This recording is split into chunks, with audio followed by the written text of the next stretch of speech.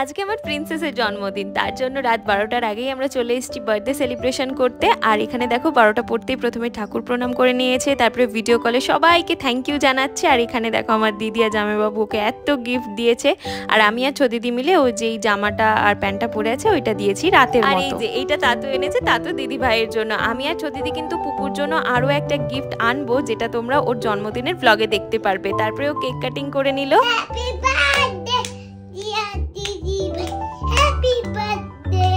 আর cake কাটতে গিয়ে সে কি মজা, এখানে যতবার ক্যান্ডেল জ্বালানো হচ্ছে তাতু ওইদিকে ব্লো করে দিচ্ছে, পুপু রেগে যাচ্ছে, সেই একই জিনিস বারবার রিপিট হচ্ছে। কিন্তু এই জিনিসগুলো ওরা যখন বড় হয়ে দেখবে তখন ভীষণ খুশি হবে যে ছোটবেলাটা কত সুন্দর কাটিয়েছিলাম।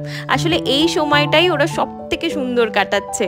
আমরা সবাই একসাথে থাকলে আমাদের প্রচুর মজা হয়, সেটা তো তোমরা সবাই জানো। তো চলো আজকের মতো টাটা, দেখা হচ্ছে আবার পরের ব্লগে।